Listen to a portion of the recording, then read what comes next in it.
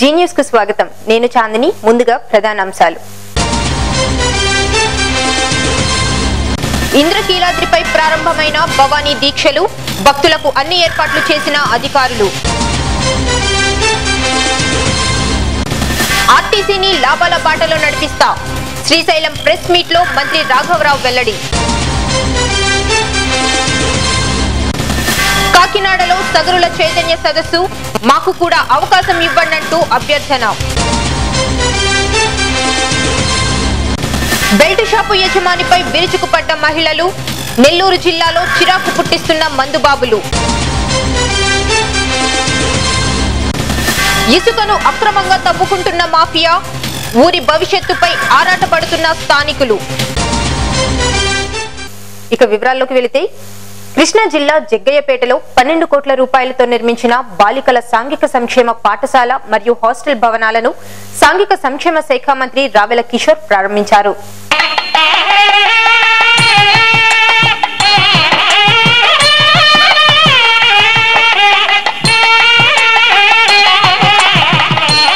ఈ సందర్భంగా మంత్రి మాట్లాడుతూ, గతంలో ఇన్ని వసతులతో కూడిన భవనాలు లేవని, ప్రస్తుత తరుణంలో చంద్రబాబు ప్రభుత్వం విద్యార్థులకు అందజేస్తున్న ఇటువంటి సౌకర్యాలను ఉపయోగించుకుని విద్యార్థులు వృద్ధిలోకి రావాలని ఆశాభావం వ్యక్తం చేశారు.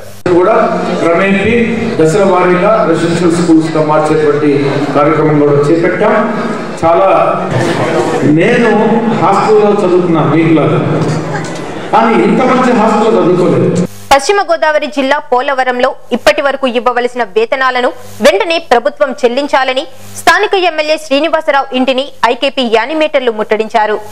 పశ్చిమ గోదావరి జిల్లా ఐకాపా యానిమేటర్లు పోలవరం ఎమ్మెల్యే మోడియం శ్రీనివాస్ ఇల్లు ముట్టడించారు. గత 48 రోజులుగా సమ్మె చేస్తున్నా ప్రభుత్వం పట్టించుకోవడం లేదని, అధికారంలోకి వస్తే ఇంటికో ఉద్యోగం ఇస్తామని నమ్మబలికి ఉన్న ఉద్యోగాలు తీసివేస్తున్నారని, 17 నెలల వేతన బకాయిలు వెంటనే చెల్లించాలని, వేతన జీవోను సత్వరం అమలు చేయాలని, తమ సమస్యలను పరిష్కరించాలని కోరారు. లేనిచో ఆమరణ నిరాహార దీక్షకు దిగుతామని ప్రభుత్వాన్ని హెచ్చరించారు. ఆ కారణంగా ఈ రోజు ఎమ్మెల్యేలు ముట్టడి మేము ఆ కార్యక్రమం చేపట్టాము. మాకు వెంటనే 16 నెలల జీతం ఈ నెలతో ఈ 1 తారీఖు వచ్చేసింది కాబట్టి ఇది 16వ నెల కూడా స్టార్ట్ అయిపోయింది. ఈ 16 నెలల జీతం కూడా వెంటనే మాకు ప్రభుత్వం స్పందించి మాకు ఈ బకాయిలు చెల్లించే వరకు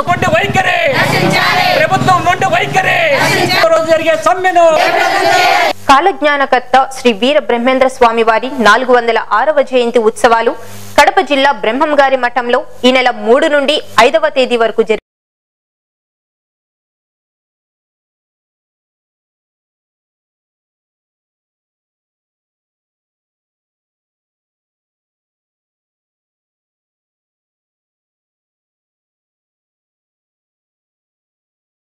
నుంచి 5వ తేదీ వరకు బ్రహ్మంగారి 406వ జయంతి ఉత్సవాలకు ఏర్పాట్లు జరుగుతున్నాయి.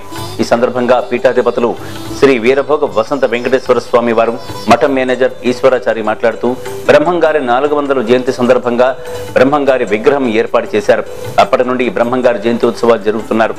ఎక్కడ ఏమి జరిగినా ఎప్పుడూ ఇది బ్రహ్మంగారి కాలజ్ఞానంలో చెప్పడం జరిగిందని మనం తరచూ వింటుంటాం. బ్రహ్మంగారి జయంత్యుత్సవాల ఏర్పాట్లలో భాగంగా ఆలయ ప్రాంగణం రహదారిపై చలువ పందిళ్లు వేశారు. ఆలయానికి రంగులద్దడంతో కొత్తదనం సంతరించుకుంది. బ్రహ్మంగారి విగ్రహాన్ని సుందరంగా తీర్చిదిద్దారు. భక్తుల కోసం సాంస్కృతిక కార్యక్రమాలు నిర్వహిస్తున్నారు. జగద్గురు శ్రీమద్ విరాట్ పోతులూరి వీర బ్రహ్మేంద్ర స్వాముల వారి మఠమునందు శ్రీ స్వామివారి జయంతి ఉత్సవాలు నవంబర్ 3వ తేదీ నుంచి 5వ తేదీ వరకు జరుగుతాయి. అంటే కార్తీక శుద్ధ ద్వాదశి స్వామివారు జన్మించినటువంటి పవిత్రమైనటువంటి దినము. అది ఈ నెల కార్తీక నెల అనగా నవంబర్ 4వ తేదీ వస్తుంది. స్వామివారి జయంతి ఉత్సవం రోజు అనగా 4వ తేదీ నవంబర్ 4వ తేదీన శ్రీ స్వామివారు బ్రహ్మంగారి మఠం నుండి స్వామివారి శిలా విగ్రహంనకు పాలాభిషేకము మరియు కలశాభిషేకం 108 కలశాలతో స్వామివారి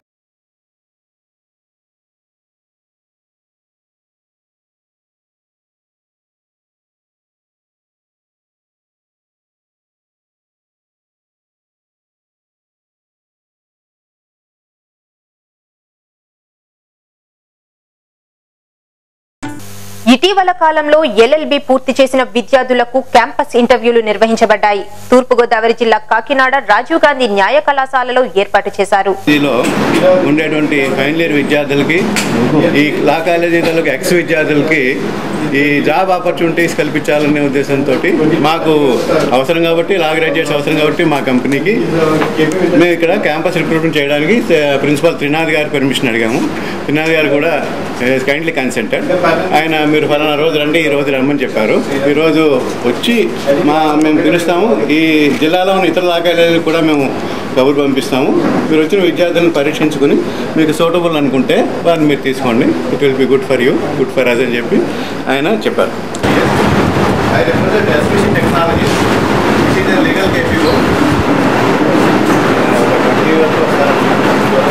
విజయవాడ ఇంద్రకీలాద్రిపై భవానీ దీక్షలు ప్రారంభమయ్యాయి. వేలాది మంది భవానీలు దుర్గమ్మ సన్నిధిలో మాలధారణ చేశారు. ఆదివారం నుండి 40 రోజుల పాటు భవానీ భక్తులు దీక్ష సాగిస్తారు.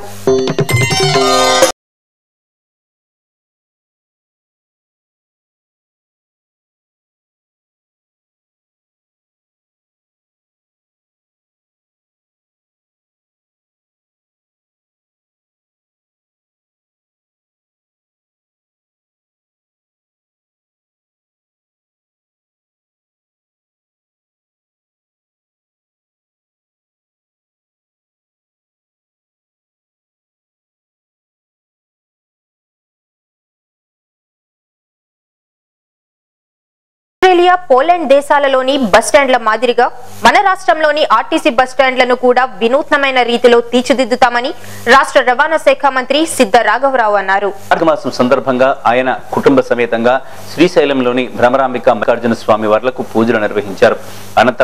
అనంతరం విలేకరులతో మాట్లాడుతూ ఆర్టీసీని లాభాల బాట పట్టిస్తానని, ప్రతి జిల్లా నుండి నూతనంగా నిర్మించబోయే రాజధానికి 6 గంటల లోపు చేరుకునే విధంగా 4-వే రోడ్డు నిర్మించనున్నామని తెలిపారు. అదే కాదు, ఆర్టీసీని పటిష్టం చేయటం, ఆర్టీసీని లాభాల బాటలో తీసుకుపోవటం, ఇదే కాకుండా మనం ఆస్ట్రేలియా, పోలాండ్ టైపుల్లో ఆర్టీసీ బస్టాండ్లను తీసుకురావాలని ఒక ఆలోచనలో ఉన్నాం. దాంట్లో ముఖ్యంగా వైజాగ్, విజయవాడ, గుంటూరు, తిరుపతి మెయిన్ కాన్సెప్ట్ పెట్టి సుమారు ఒక 300 నుంచి 400 కోట్ల రూపాయల మధ్యలో ఒక BOT సిస్టంలో ఇవ్వాలని, అక్కడ shopping malls, IMAX theatres, hospitals, rest rooms, bridges. Thoorpu Godavari జిల్లా కాకినాడ కలెక్టరేట్ ఎదుట సగర సామాజిక వర్గానికి చెందిన ప్రజలు చైతన్య సదస్సు ఏర్పాటు చేశారు. నగరంలోని నిర్మాణంలో ఉన్న సగర సంఘ కమ్యూనిటీ హాల్ నుండి ఊరేగింపుగా కలెక్టరేట్ కు చేరుకున్నారు. ఆంధ్రప్రదేశ్ లో 25 లక్షల మంది జనాభా కలిగిన సగర సామాజిక వర్గానికి చెందిన వారు ఎవరు కూడా ఆర్థికంగా, సామాజికంగా, విద్యాపరంగా, రాజకీయంగా కూడా అభివృద్ధి సాధించలేదని ఆ సామాజిక వర్గ నాయకులు వాపోయారు. మా ఊరికి వచ్చేసి సగర్లో 1200 మంది ఉంటారండి. అలాగే జిల్లాకు వచ్చేసి దగ్గర దగ్గర 725,000 జనాభా ఉంటారండి. రాష్ట్రం నుంచి 10,000 మంది, రాష్ట్రం నుంచి దగ్గర 13 జిల్లాల నుండి 25 లక్షల జనాభా ఉన్నారు. కాబట్టి మాకు అంచనా ప్రకారంగా ఒక 15,000-20,000 జనాభా వస్తారని మా డిమాండ్లు, మా కోరికలు తీర్చుకోవడానికి కలెక్టర్ ఆఫీస్కి ముట్టడికి ప్రయత్నంగా మా వంతు మేము సహకారం చేస్తున్నామండి. మా డిమాండ్లు సగర్లో వలస కూలీలు కాబట్టి ఉపాధి హామీ పని 365 రోజులు చేయాలి, గవర్నమెంట్ చూపించాలని. అలాగే మమ్మల్ని BCD నుండి ఏలోకి చేర్చాలని, తదుపరి ST జాబితాలోకి కేంద్ర ప్రభుత్వానికి సిఫార్సు చేయవలసిందిగా గవర్నమెంట్ కోరుతున్నామండి. మందుబాబుల ఆగడాలకు హద్దు లేకుండా పోయింది. పవిత్రమైన కార్తీక మాసంలో పూజలు చేసేందుకు గుడికి వచ్చిన మహిళలకు మందుబాబుల చిందులు చిరాకు పుట్టిస్తున్నాయి. గుడి వెనుకే బెల్ట్ షాపు ఉండటంతో మహిళలకు సహనం నశించి నిర్వాహకుడికి దేహశుద్ధి చేశారు. ఈ సంఘటన నెల్లూరు జిల్లా కావలి మండలం రామచంద్రపురంలో చోటు చేసుకుంది. నవీన్ వైన్ షాప్ గుడి వెనుక ఉండడంతో షాపును అక్కడి నుంచి తొలగించాలంటూ అధికారులు చుట్టూ తిరిగినా ఫలితం లేకపోయేసరికి మహిళలే వైన్ షాప్ పై దాడి చేశారు. వైన్ షాప్ నిర్వాహకుడికి మహిళలు దేహశుద్ధి చేశారు. బెల్ట్ షాపును అక్కడి నుంచి తొలగించాలంటూ మహిళలు వైన్ షాప్ ఎదుట ఆందోళనకు దిగారు. తూర్పుగోదావరి జిల్లాలోని కేంద్రపాలిత ప్రాంతమైన యానాంకు చెందిన బ్లోసమ్స్ ఆయిల్ ఫ్యాక్టరీకి సంబంధించిన ట్యాంకర్ కాకినాడ నుండి యానాం వస్తూ పరంపేట ఏటిగట్టు వద్ద అదుపు తప్పి కరెంట్ స్తంభానికి ఢీకొనడంతో కొబ్బరి తోటలోకి పల్టీ కొట్టింది. ట్యాంకర్లోని మొత్తం క్రూడ్ ఆయిల్ అంతా నేలపాలైంది. ఈ ప్రమాదంలో లారీ డ్రైవర్, క్లీనర్ కు స్వల్ప గాయాలు కావడంతో వారు క్షేమంగా బయటపడ్డారు. 216 జాతీయ రహదారి విస్తరణలో భాగంగా తూర్పుగోదావరి జిల్లా ముమ్మిడివరంలో బైపాస్ రోడ్డు నిర్మాణం కోసం భూసేకరణ నిర్వహిస్తున్న కారణంగా బడుగు బలహీన వర్గాలకు తీవ్ర అన్యాయం జరుగుతుందని సోమవారం స్థానిక ప్రజలు ఆందోళన నిర్వహించారు. కత్తిపూడి నుండి పామర వరకు విస్తరించి ఉన్న ఈ జాతీయ రహదారి అభివృద్ధి చేయడానికి ప్రభుత్వం నిర్ణయం తీసుకుంది. ముమ్మిడివరంలో ప్రస్తుతం రహదారి విస్తరణ వలన వ్యాపార సంస్థలకు నష్టం వాటిల్లే ప్రమాదం ఉందని వ్యాపారులు ఆందోళనతో బైపాస్ రోడ్డు నిర్మాణానికి ప్రభుత్వం పూనుకోరాదని కోరారు. అయితే ఈ బైపాస్ నిర్మాణాల కోసం ముందుగా సర్వే చేసిన విధంగా కాక భూస్వాముల ఒత్తిడిని దృష్టిలో ఉంచుకుని పేదలైన ఎస్సీ, బీసీలకు నష్టం కలిగించేలా మార్పులు చేసి రహదారి నిర్మాణానికి పూనుకుంటున్నారని బాధితులు ఆరోపిస్తున్నారు. సుమారు 2 కిలోమీటర్ల జాతీయ రహదారిపై ర్యాలీ నిర్వహించి జాతీయ రహదారిపై తహసీల్దార్ కార్యాలయం వద్ద నిరసన తెలియజేశారు. కేవీపీఎస్ గౌరవ అధ్యక్షుడైనటువంటి దాసరి సంపదరావు అనే నేను ఈ ప్రభుత్వ విధానంలో కొత్తగా అమలు చేస్తున్నటువంటి ఈ రీసర్వే బైపాస్ రోడ్ రీసర్వే అది పాతది పునరుద్ధరించాలని వీరికి జరిగినటువంటి కొత్త రోడ్లు జరుగుతున్నటువంటి అన్యాయాలు ఎవరైతే ఉన్నారో నిరుపేదలు, భూమి లేనటువంటి వారు, ఇళ్ళ లేనటువంటి వాళ్ళు కనీసం మళ్ళీ ఇల్లు నిర్మించుకోలేనటువంటి దుస్థితి ఏర్పడింది. కాబట్టి ఆ రీసర్వేను పాత రోడ్డునే పునరుద్ధరించి ఈ ప్రజలందరికీ కూడా న్యాయం జరిగేటట్టుగా ఎంపీ గారు కానీ, అలాగే కేంద్ర గవర్నమెంట్ గారు, కేంద్ర ప్రభుత్వం కానీ, అలాగే మన స్టేట్ గవర్నమెంట్ కానీ దాన్ని మళ్ళీ పాత రోడ్డు ఏ విధంగా వెళ్ళిందో, పాత బైపాస్ రోడ్డు ఏ విధంగా వెళ్ళిందో ఆ రోడ్డును పునరుద్ధరించేదానికి సమాయత్తం కావాలని మేము కేవీపీఎస్ తరఫున హెచ్చరిస్తున్నాం. అంతేకాకుండా ఈ నిరుపేదలు కనీసం ఓ పూట గడితే పూట గడవనటువంటి పరిస్థితిలో ఉన్నారు. వారు ఇల్లు నిర్మించుకోవాలన్నా, మళ్ళీ ఇల్లు కట్టుకోవాలన్నా, మళ్ళీ ఆ స్థలాలు ప్రభుత్వం ఇచ్చినప్పటికీ కూడా ఈవేళ పరిస్థితిని బట్టి వారి ఇల్లు నిర్మించుకునే దుస్థితి లేదు. కాబట్టి తప్పనిసరిగా పాత సర్వే నెంబర్ ఏదైతే ఉందో ఆ రోడ్డునే మళ్ళీ పునరుద్ధరించి ఈ బాధితులందరికీ న్యాయం చేకూర్చాలని, దీని మీద అవసరమైతే జిల్లాలోను, మరి కలెక్టరేట్ దగ్గర, రాష్ట్రంలోనూ కూడా మరి చాలా ఉవ్వెత్తున మా కేవీపీఎస్ తరఫున మరి పోరాటం విరామం లేకుండా పోరాటం నిర్వహిస్తామని మీకు తెలియజేస్తున్నాం.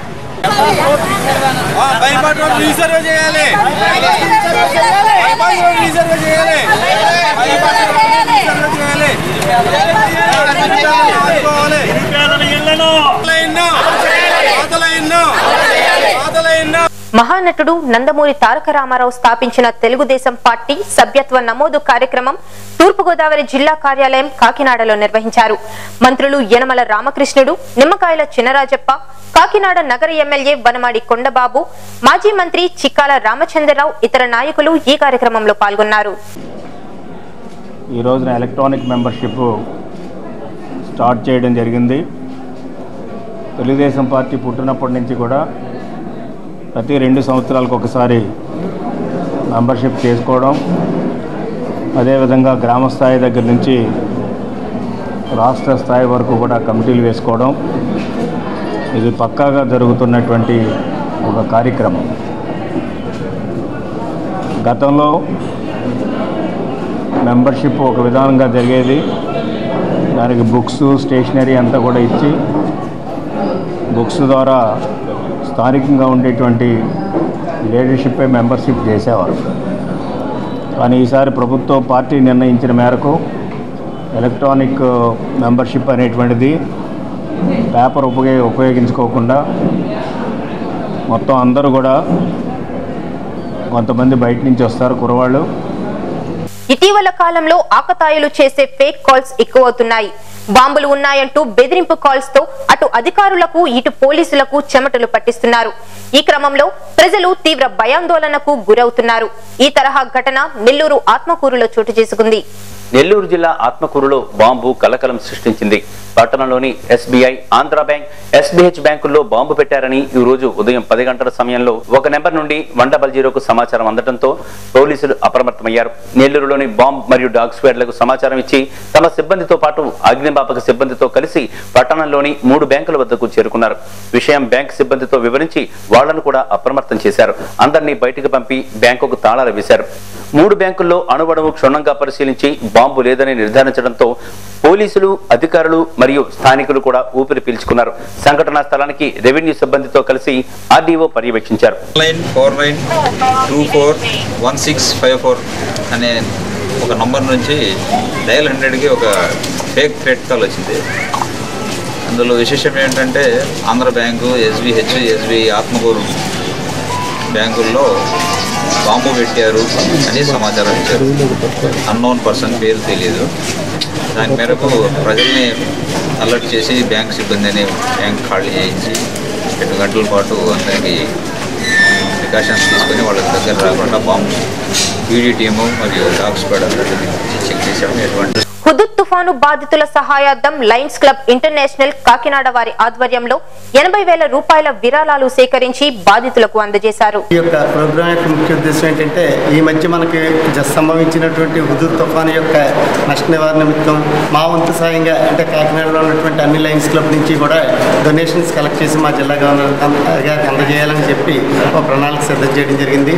ఇంకేంటంటే లయన్స్ క్లబ్స్ ఇంటర్నేషనల్ మొత్తం ప్రపంచవ్యాప్తంగా ఎప్పుడు ఎటువంటి ప్రమాదాలు లేకపోతే ఎటువంటి విపత్కర పరిస్థితులు వచ్చినప్పుడు ముందుండి సహాయ సహకారాలు అందిస్తుంది. అదేవిధంగా మన వైజాగ్ హుదూద్ తుఫాను ఎఫెక్ట్ కూడా తక్షణ గ్రాంట్ కింద 62 లక్షల రూపాయలు ఇమీడియట్గా లయన్స్ క్లబ్ ఇంటర్నేషనల్ నుంచి రావడం జరిగింది. అసలే కరువు పరిస్థితులు, ఆపై గిట్టని ధరలు, భారీగా పెట్టుబడులు, ఈ పర్యవసానంతో నకిలీ మందులు రైతును మరింత దగా చేస్తున్నాయి. ఓ కంపెనీ ఇచ్చిన కలుపు మందు ఏకంగా పసుపు మొక్కలను దహించి చివరకు రైతుకు కన్నీటిని మిగిల్చింది. ఆంధ్రప్రదేశ్ కడప జిల్లాలో పండించబడుతున్న మైదుకూరు రకం పసుపుకు దేశంలోనే కాకుండా విదేశాల్లో కూడా మంచి డిమాండ్ ఉంది. దశాబ్దాలుగా కడప జిల్లా ప్రాంతంలో ఈ రకం పసుపును రైతులు పండిస్తుంటారు. ఎంతో పేరు ప్రతిష్టలు కలిగిన మైదుకూరు రకం పసుపు పంటను పండిస్తున్న రైతాంగం నకిలీ మందుల వల్ల దగా పడుతున్నారు. ఈ ఏడాది వర్షాలు ఆలస్యంగా కురవడం, అప్పటికే వ్యవసాయ బోర్లను ఆధారం చేసుకుని సాగు చేసిన పసుపు పంటలో కలుపు మొక్కలు అధికంగా మొలకెత్తాయి. ఎకరాకు 70 నుండి 1,00,000 వరకు రైతులు పెట్టుబడి పెట్టారు.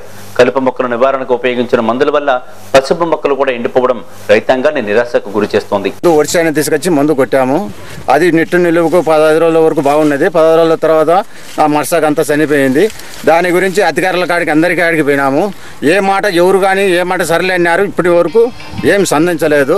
దాని గురించి అందరూ ఏ కంపెనీ మందు ఎక్కడ కొనుగోలు? వర్ష మైదుకూరు వనిపెంట తెచ్చుకున్నాము సార్. అది వనిపెంట తెచ్చుకున్నాము. అది కొట్టాము, నష్టపోయాము. దాని కూడా అంగటలో కడిపోతే మేము చేస్తాము. మేము ఇష్టం వచ్చిన పని చేసుకోపోమండి అన్నారు.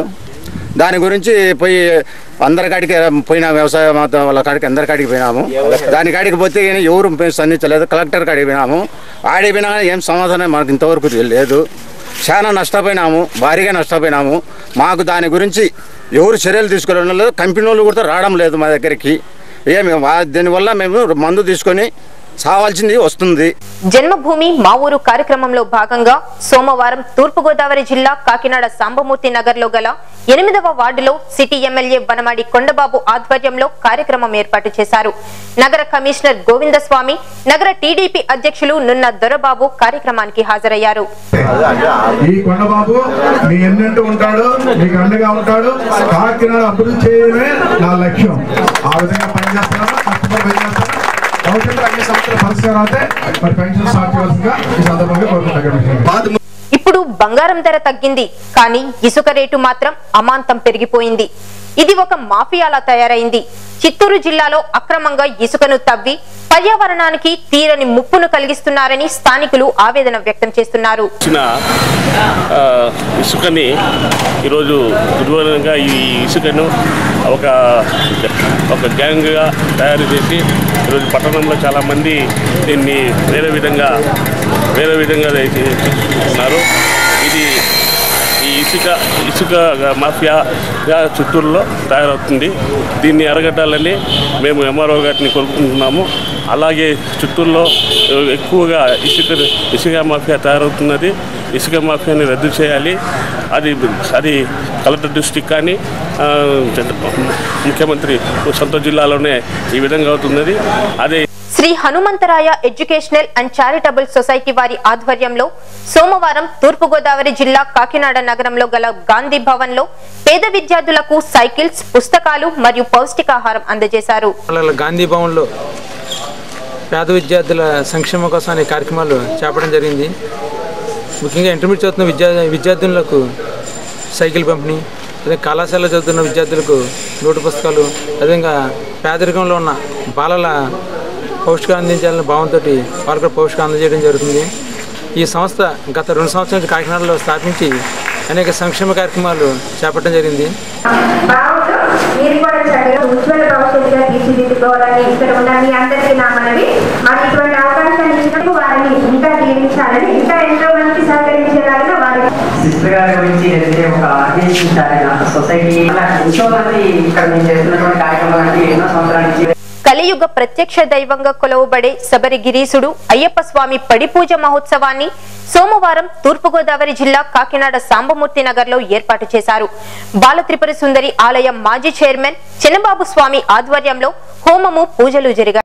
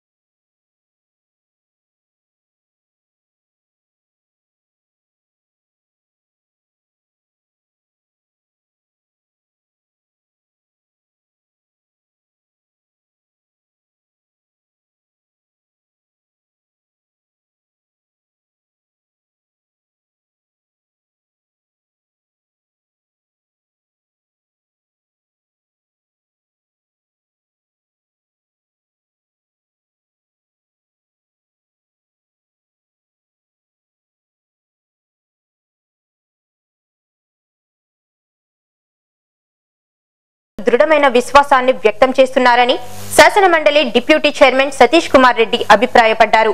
సోమవారం కడప నగరంలో 10వ డివిజన్ లో నిర్వహించిన జన్మభూమి కార్యక్రమంలో ఆయన పాల్గొన్నారు.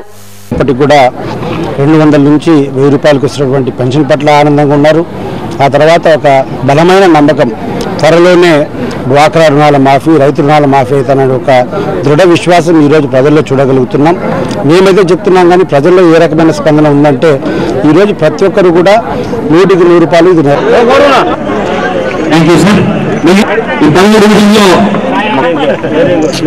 చేస్తాడులే, ఇంకా మంచి కార్యక్రమాలు అన్ని చేస్తాడు ఆయన. బులెటిన్ ముగించే ముందు ప్రధానాంశాలు మరొకసారి. ఇంద్రకీలాద్రిపై ప్రారంభమైన భవానీ దీక్షలు, భక్తులకు అన్ని ఏర్పాట్లు చేసిన అధికారులు. ఆర్టీసీని లాభాల బాటలో నడిపిస్తా, శ్రీశైలం ప్రెస్ మీట్ లో మంత్రి రాఘవరావు వెల్లడి. కాకినాడలో సగరుల చైతన్య సదస్సు, మాకు కూడా అవకాశం ఇవ్వండంటూ అభ్యర్థన. బెల్ట్ షాపు యజమానిపై విరుచుకుపడ్డ మహిళలు, నెల్లూరు జిల్లాలో చిరాకు పుట్టిస్తున్న మందుబాబులు. ఇసుకను అక్రమంగా తవ్వుకుంటున్న మాఫియా, ఊరి భవిష్యత్తుపై ఆరాటపడుతున్న స్థానికులు. ఇవి ఈ బులెటిన్ విశేషాలు. మరిన్ని తాజా వార్తా విశేషాల కోసం చూస్తూనే ఉండండి జీ న్యూస్. ఇది ప్రజాగళం.